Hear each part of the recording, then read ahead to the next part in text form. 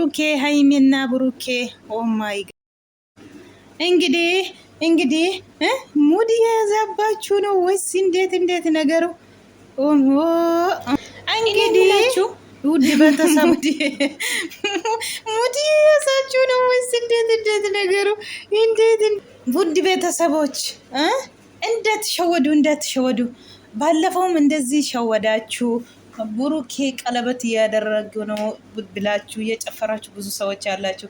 ዛሬም እንደባለፈው እንሸወዳለን ወይስ እውነቱ ነው ወይስ ውሸቱ ነው ይሄ ብላችሁ ብዙ ያብዳችሁ ነው አላችሁት። እንግዲህ ዛሬም እንደዚህ ነው፣ ግን ቢሆንም ውሸት አይደለም።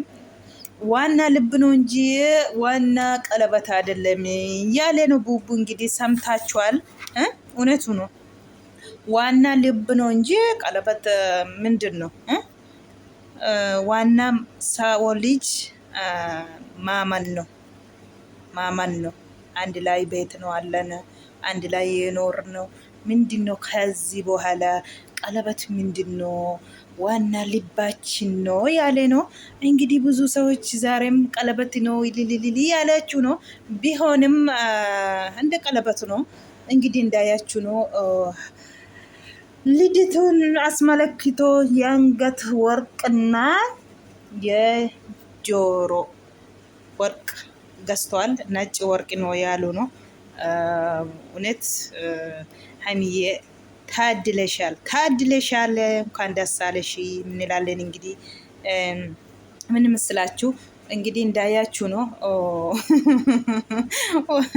እሷ እውነት ቀለበት ብላ ምስኪና ጨፍሬ አይንሽን ያለ ነው።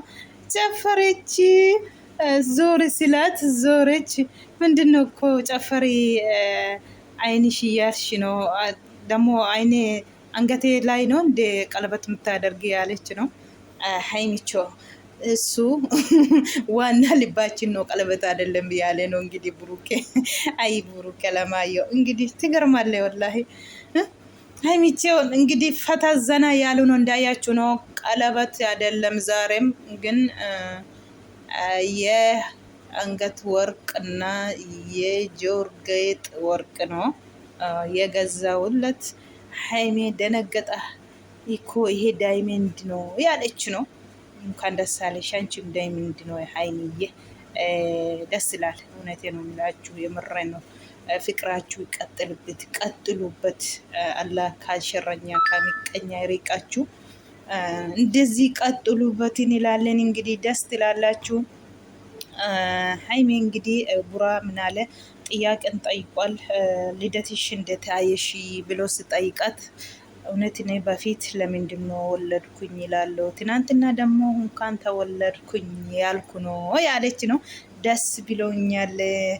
እኔ እኮ እንደ ሰርግ ራሴ ቁጭ ብዬ ሲያይ እንደ ሰርግ ነው ብላለች። ይሄ ደግሞ አንተን ስለተጣውኝ ነው አላ ያኔ አንተ የኔ ስጦታ ነው ብላለች። ብሩኬም አመሰግናለሁ ብላለች። ባሉም ማለት ነው እንግዲህ አይዛችሁ። ብሩኬ እኮ የእውነት ወንዶቹ አሁን ከወንድማችሁን ብዙ ነገር እየተማርን ነው ያሉ የመሰከሩት አሉት። ብዙ ሰዎች የገቡ ምስት ያላችሁ ሰዎች ብዙ አይታቸዋሉ ብዬ ያስባለሁ።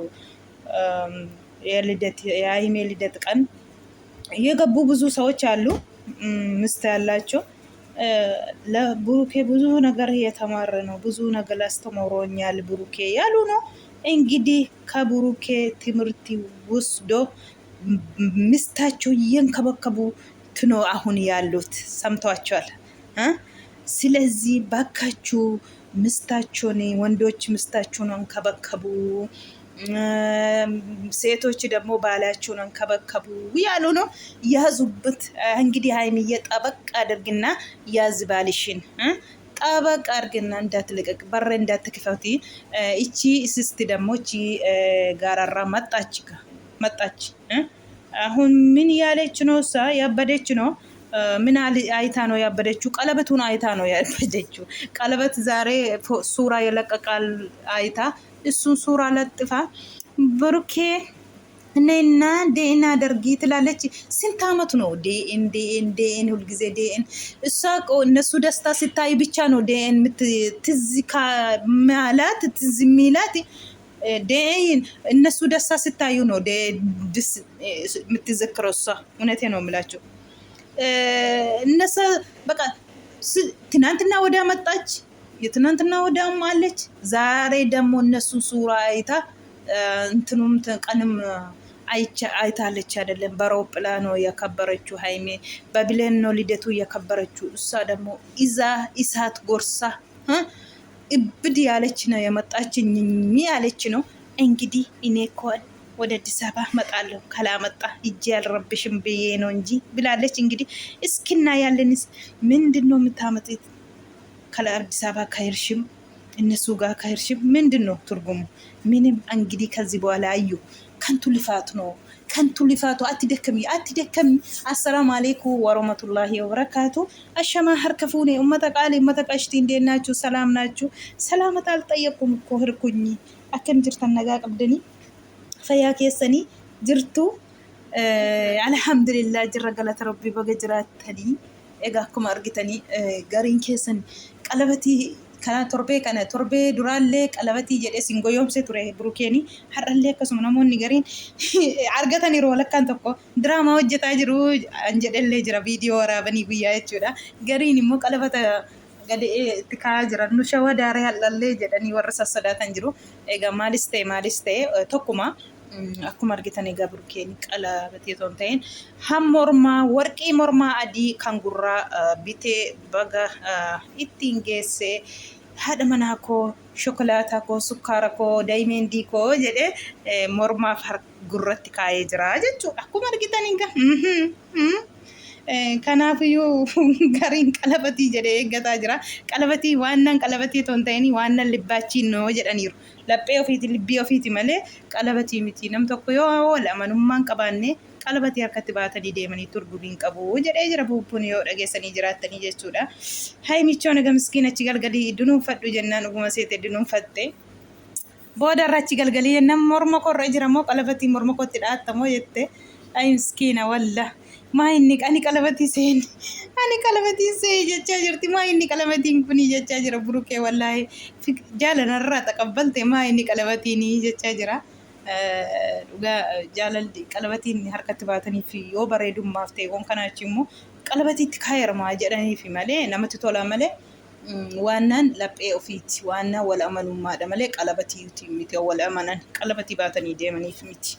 Kanaafiyyuu waan akkasiiti egaa akkuma argitanii shaashambaa jedhanii akkasiin Burukeen egaa mana fataa godhee zanaa godhee sixootaa fi kanatti babbareecheera jechuudha. Sixootaa kenneefi jechuudha. Haymeen egaa qalabatii seetee eeddee turte duraanii qalabatii miti egaa akkuma argitanii sanuma sunis tokkuma garuu qalabatii jechaa jirtu gariin keessanii akkuma argitan egaa qalabatii miti mormatti kaayee jechuudha. Antini waan akkasiiti gizee namni na biraa kashkashkashe haasan na jalaa bada yaa rabbi yaa Allah yaa gooftaa guddaa ammatti viidiyoo waraabuu ramaan antini na goota wallaahi an akkasiiti ummata koo qaali ummata qashti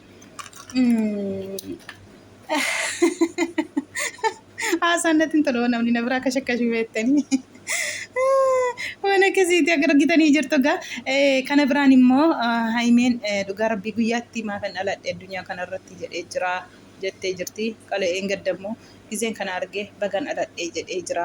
Gariin keessan fagoo jirtu hin beektanii akkattiin jiru. Ati immoo wanta na bira jirtuuf beekta jedhee yaada. Waan baay'ee kanarra darbee kanarra gawee alama kana arguunis naaf guddaadha. Kun immoo sababa keetiin jettee jirti. Galatoomii jettee jirti buraatiin jechuudha. Kennaa naa kennaa kooti ati jettee jirti. Aizaachuu rabbiin walitti sinaa jaallatu.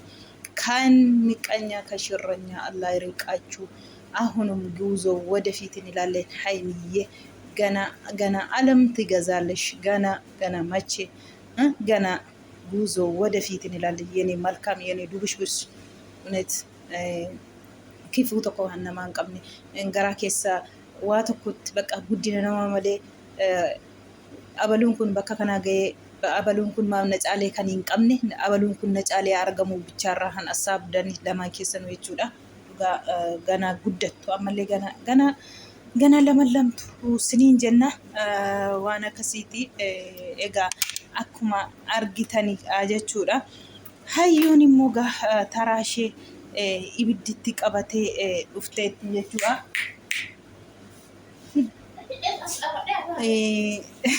Kanaaf otoo namni Finfinneen dhufiini as kootuutiin DNA goonaa jettee jirti jechuudha. Girgirri kaasaa jirti jechuudha. Maaltu immoo girgirri ishee kaasisaa? Egaa akkuma argitanii suuraa har'a gadhiisan fuutee laxxaftee gubattee dhufteetti jechuudha. Egaa jidduu kanallee gaddaa qabdee dhukkubsataa jirti jechuudha. Har'a immoo as baatee miidiyaa irratti bulgaafattee jirti jechuudha. Naqarsaadha isheen dhibaabaadha beektanii miti dhugaa rabbii gammachuun yoo maxannoo tokko gammachuu mahaimee argitu suuraan tokko gadi gadhiisamu dura dabarsitee fiiddee dhuftee viidiyoo waraabdii jechuudha. Ibidditti nam'ee jechuudha yeroo hunda.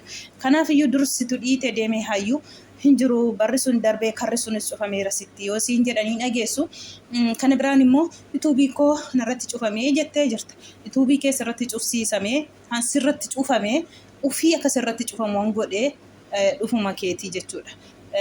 Hordoftoota Caraqaa Faamilii as baate manna gootu maal gadi fidduu yoo itti arrabaan hillikkii isaan wajjiniin wudiddirii galteetiyyuu akka yuutuubiin keessarratti cufamu gootee jechuudha. Nam tokko gara miidiyaatti yoo dhufu jaalalaan nama wajjiniin deeme nama qabatee deema malee nama arrabsee nama xiqqeessaa miti. Kanaafiyyuu kabajaan akka bakka si gargaaranii sheer si godhanii akkuma nama tokko yuutuubiin keessii guddatu aan si godhu warra si bintoon ta'in uummatuma taa'ee si ilaalu sanadha jechuudha. Kanaafiyyuu haan arraba keetiyyuu akkasirratti cufamu godhee jechuudha. Ammallee yoo arrabni kee waliin qabanne ammas ishee kanas lammaffaa ta'uu abdaa jechuudha. Yaa'iyyuu yoo dhageessate maal dhageessaa miti malee.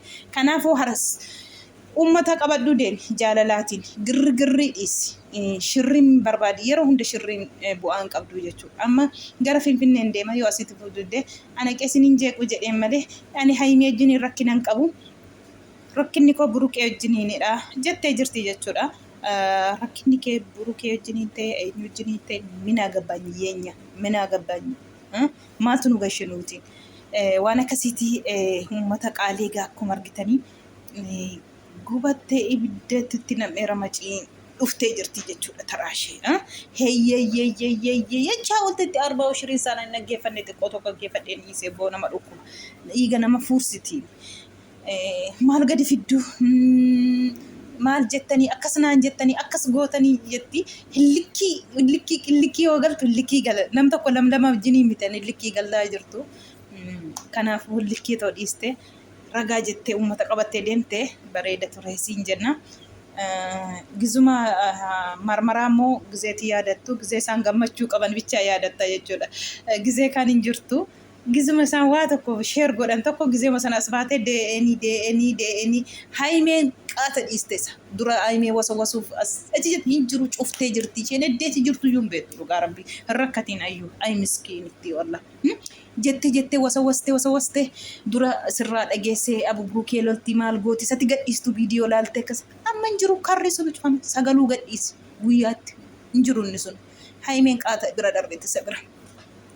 Ittaan seemmoo hafti ishii haati manaa koo bakka gammadinaa jedha eebbisamtee jirti jedhee jira. Bakka gammaddee hafti ishii naanniyyee atillee bakka gammaddee siin jenna mukaan daassaal ishii naanniyyee የለፋሽው ውጤት እንኳን ደረሽ ሀፍትሽም የኔም መርቃት ደርሷል ብለዋል።